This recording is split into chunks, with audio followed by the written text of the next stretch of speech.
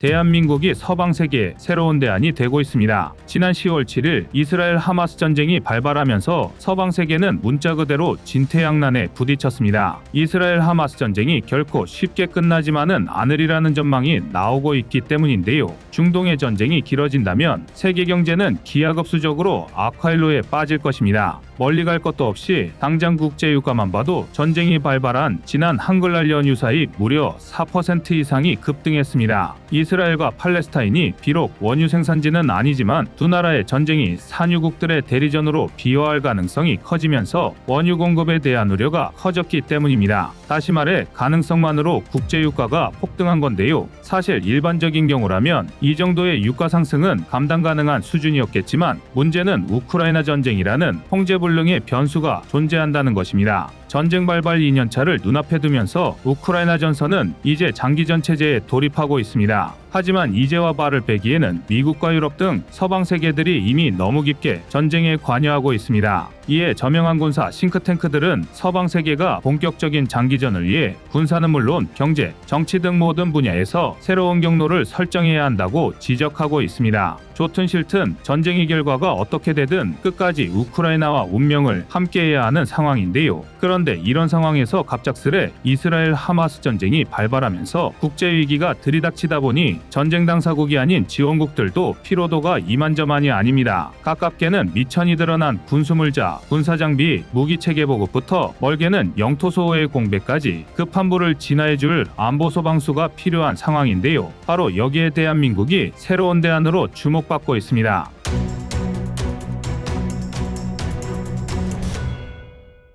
우크라이나 전쟁이 서방 세계의 상식을 송두리째 뒤엎어버렸습니다. 부정할 수 없는 초강대국이자 세계의 경찰을 자처하던 미국마저 역대급 규모의 지원에 자국의 무기고를 채우려력이 부족해지고 있는데요. 이에 미국의 군사력에 무임승차 중이던 유럽의 안보 공백 우려가 심각한 수준으로 치솟고 있습니다. 아닌 게 아니라 우크라이나를 위한 미국의 군사 지원 규모는 가히 천문학적인 수준입니다. 지난 9월 발표된 내용에 따르면 미국은 우크라이나에 약 1,000억 달러, 하나로 무려 134조 원이 넘는 예산을 지원하고 있습니다. 여기에는 비단 군사원조뿐 아니라 경제적, 인도적 지원 등이 포함되어 있는데요. 2023년 기준 대한민국 국방 예산이 57조 원으로 확정되었으니 단순 계산으로 따져봐도 대한민국 군대를 2년이 넘게 유지할 예산을 우크라이나에 투입한 셈입니다. 미국의 지원 규모가 이유나 다른 나토 회원국들의 지원금을 모두 합한 규모보다 많은 건 아닙니다. 그러나 현재까지 개별 국가 단위의 지원 액수로는 가장 많은 금액임을 부인할 수 없는데요. 문제는 이렇게 막대한 자금을 쏟아붓고 있는데도 종전이 요원해 보인다는 점입니다. 더욱이 이미 미의회가 승인한 우크라이나 지원 예산의 90% 이상을 소진한 상황이라 추가 지원 필요성이 대두되고 있지만 이에 대한 반발 여론이 만만치 않습니다. 전쟁이 길어지면서 우크라이나에 미국의 국가안보적 이익이 걸려있지 않다는 반대파의 목소리가 힘을 얻고 있기 때문입니다. 이런 주장이 나오는 가장 큰 이유는 미국이 우크라이나를 지원한 만큼 충분한 보답을 받지 못할 것이라는 추측 때문인데요. 더군다나 중국과의 대립, 이스라엘, 하마스 전쟁으로 인한 중동의 혼란을 감안하면 하수분인 줄만 알았던 미국의 무기고가 바닥을 보인다는 안보 불안도 무시할 수 없습니다. 지금 미국이 최소한의 안보 불안이라도 만회하기 위해선 무기 생산량을 올려 부족한 물자를 채우는 방법뿐인데요. 그러나 방위산업 분야에서 이는 불가능한 일이었습니다. 적어도 대한민국이 이 당연한 상식의 틀을 깨트려버리기 전에는 그랬는데요. 전 세계가 무기 부족에 시달리는 상황에서 대한민국은 오히려 K9 자주포의 생산량을 2배나 끌어올리면서 국제사회의 관심과 이목을 집중시켰습니다. 사실 우크라이나 전쟁으로 대한민국 무기체계의 수출량이 급증했다는 것은 부정할 수는 없습니다. 오죽하면 우크라이나 전쟁의 가장 큰 수혜국은 대한민국이라는 마냥 달가울 수만은 없는 별명까지 얻고 있는데요. 그러나 대한민국이 유럽에서 발발한 전쟁의 수혜국이 될 수 있었던 이유는 냉전 종식 이후 평화에 찌들어 안보를 방치한 서방 사회와 달리 단 하루도 전쟁에 대비하지 않을 수 없었기 때문입니다. 군비 경쟁이 절정에 달했던 냉전이 끝나고 공통의 적이었던 소련이 몰락한 이후 대부분의 서방 국가들이 군축을 감행했습니다. 군대는 끊임없이 막대한 예산을 소모하는 돈 먹는 아마나 진배 없었고 냉전 경쟁에 과열되었던 신무기 개발은 줄줄이 취소되었습니다. 군사규모와 국방 예산이 줄어들자 수요가 한정적인 방위 산업은 더 이상 국가 산업의 우선순위가 될 수 없었습니다. 결국 생산 우위를 갖고 있던 전통적인 무기 강국들마저 기존의 생산 라인을 대거 축소했는데요. 게다가 현대에 들어 이러한 분위기는 더욱 심화되었습니다. 첨단 무기가 질비한 현대전에 과거와 같은 대규모 지상전이 벌어질 가능성은 지극히 낮다는 판단을 한 것입니다. 쉽게 말해 대한민국 같은 대규모 재래식 군대가 아니라 최첨단의 초정밀 미사일 한 발로 적 수뇌부를 암살하여 전쟁을 끝낼 수 있다는 착각에 빠져버린 것입니다. 이는 심지어 테러와의 전쟁을 통해 이라크전, 아프가니스탄전 등 수많은 현대전을 치렀던 미국 역시 다르지 않았습니다. 미국이 치른 전쟁은 주로 반군을 상대로 한 국지전의 일종이었던 데다 동원된 포탄도 기존의 재래식 전략에 비하면 한 줌에 불과한 수준이었습니다. 그렇다 보니 자연스레 근대전 시절에 만들어 두었던 대량 생산 체계가 불필요해졌던 것입니다. 이에 반해 대한민국은 휴전이라는 특수한 상황으로 무기 체계 생산이 지속되어 왔습니다. 북한의 도발과 유사시를 대비한 안보 수요가 존재했고 이는 강력한 군수산업 네트워크의 기반이 되었습니다. 그리고 이는 우크라이나 전쟁을 계기로 대한민국의 존재감을 국제사회에 각인시켰습니다. 새로운 군비 경쟁이 시작되면서 당장 바닥난 무기 재고를 채워야 하는 국가들로서는 가격과 품질, 생산 경쟁력이 뛰어난 한국산 무기가 유일한 대안이었기 때문입니다. 일례로 대한민국의 K2 흑표는 독일 레오파르트 2A7과 비교해도 대등하거나 이상의 성능을 갖추고 있는데요. 그런데 정작 가격은 K2 흑표가 대당 약 150억 원인 반면 레오파르트 2A7은 대당 215억 원에 육박합니다. 심지어 이마저도 라이선스 생산 패키지 등이 추가되면 무려 대당 가격이 300억 원을 넘어갑니다. 이러니 폴란드를 비롯해 대규모 무기 도입이 예정되어 있는 동유럽권을 중심으로 대한민국 무기 체계에 열광할 수밖에 없는데요. 그리고 무엇보다 대한민국은 통상 수년이나 걸리는 납기 기간을 고작 수개월로 단축한 데다 수요국들이 원하는 기술 이전, 현지 생산 공장 건설에도 적극적으로 나섰습니다. 덕분에 우리 무기 체계를 수입한 나라들은 당장의 20에서 30년은 외산 무기로 편제를 꾸리겠지만 40에서 50년의 장기 계획으로는 대한민국 방산기술력에 기반을 둔 독자적인 무기 체계 개발도 꿈꿀 수 있게 되었습니다.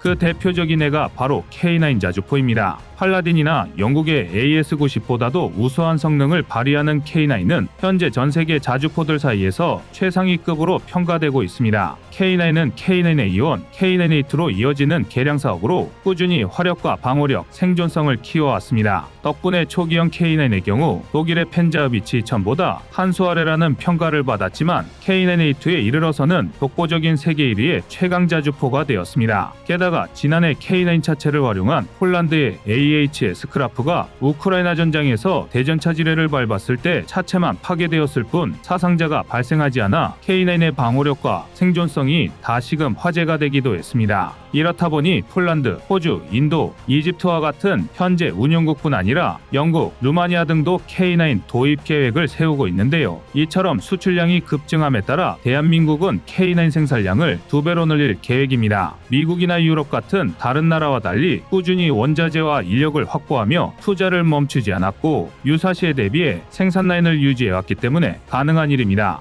해당 소식을 대서특필한 미국 월스트리트 저널은 대한민국이 세계 5위의 무기 수출국이 될 것이라고 전망했는데요. 이는 결국 대한민국이 유럽 시장을 장악하고 있는 독일을 넘어서게 될 것이라는 분석입니다. 심지어 때마침 시의적절하게도 대한민국의 FA50 역시 국제사회에서 존재감을 키워가며 전 세계 경공격기 시장에서 빛을 발하고 있습니다. 실제로 얼마 전 폴란드 사양인 FA50PL이 체코 소트라바에서 개최된 나토데이즈 2023에 참가해 위용을 드러냈습니다. 대한민국 전투기가 나토 행사에 참여한 것은 역사상 최초의 일로 그 자체만으로도 상당히 의미가 큰데요. 하지만 이뿐만이 아닙니다. FA50이 나토의 16개 회원국을 비롯해 브라질, 스위스 등에서 선보인 군용기들과 어깨를 나란히 했다는 것은 시사하는 바가 상당합니다. 아직 섣부른 예단일 수 있으나 FA50이 나토 표준의 경공격기가 되어가고 있다는 방증일 수 있기 때문입니다. 물론 이를 두고 무리한 해석이라고 말하는 이들도 있습니다. 대한민국의 직접적인 참가가 아니었던 데다 폴란드 역시 특별 파트너 자격으로 참여했던 것인 만큼 그 같은 해석이 과도한 의미 부여라는 것이죠. 그러나 현재 유럽과 미국의 사정을 감안하면 그저 무리라고 보기도 어렵습니다. 사실 유럽과 미국은 현재 경공격기 분야에 마땅한 기종이 없습니다. 그나마 F-16 시리즈의 최신 개량형인 F-16V가 있지만 문제는 성능이 출중한 만큼 너무 비싸다는 것입니다. 한편 유럽의 경우 전통적인 경공격 기명가로 꼽히는 이탈리아의 M346이 있습니다. 그러나 M346은 훈련기로서의 성능은 뛰어나지만 공격 능력을 위시한 종합적인 성능이 동체급의 FA-50에 비해 한참이나 뒤떨어집니다. 게다가 기존 도입국들과 있었던 납기일 준수 문제도 수요국들을 망설이게 하는 부분입니다. 실제로 M346에 대한 평가는 이미 지난 폴란드의 경공격기 사업에서도 증명된 바 있는데요. 당시 많은 전문가가 폴란드가 미그-29를 대체할 기종으로 M346 추가 도입을 선택할 것이라 추측했습니다. 다른 이유가 있었던 게 아니라 이미 폴란드가 8대의 M346을 운용하고 있었기 때문인데요. 그러나 폴란드는 유럽 시장에 첫 도전장을 내민 FA-50을 선택하는 파격적인 결정을 내렸습니다. 이와 관련해 마리우시 부아슈차크 부총리는 애초에 과거 M346을 구입했던 이유가 성능에 만족해서가 아니라 저렴한 가격 때문이었다는 폭탄 발언을 하기도 했는데요. 이처럼 방산 메이저리그에 진입했다고 평가되는 대한민국은 민주주의의 무기고라는 찬사를 받고 있습니다. 제2차 세계대전 당시 미국이 공급한 무기와 전쟁물자는 연합국을 승리로 이끄는 결정적 역할을 했고 이는 결국 미국을 세계 최대의 채권국이자 초강대국으로 만들었습니다. 물론 제2차 세계대전과 우크라이나 전쟁은 많은 부분에서 상이합니다. 세계 경제 규모와 사용하는 무기의 수준도 극명한 차이가 있습니다. 하지만 유감스럽게도 전쟁으로 인한 피해국과 수혜국이 존재한다는 점은 예나 지금이나 다르지 않을 것입니다. 수출이 급증하고 있는 K9 자주포나 처음으로 나토 행사에 참여해 회원국들의 시선을 집중시킨 FA-50은 대한민국 방위산업의 극히 일부분에 불과합니다. 각지에서 터져나오는 전쟁의 화마에 전 세계가 신음하고 있는 이때 부디 대한민국의 무기체계가 소방수의 역할을 해낼 수 있길 바라겠습니다. 이상 꺼리튜브였습니다. 안녕하세요, 꺼리튜브입니다. 그동안 보내주신 사랑과 응원으로 1편 출간에 이어 이번에 꺼리튜브의 새로운 신작 세상에 밝혀지지 않은 현대무기 비하를 출간했습니다. 내용이 어려워 쉽게 다가서지 못했던 군사무기 이야기를 남녀노소 누구나 편하게 이해할 수 있도록 모아봤는데요. 그 누구도 알 수 없던 현대무기 비하의 숨겨진 이야기를 이제 온라인 서점이나 가까운 서점에서 만나볼 수 있습니다. 또 전문적인 군사무기 이야기를 알고 싶다면 꺼리튜브 1편인 대한민국 육해공 군사무기도 준비되어 있습니다.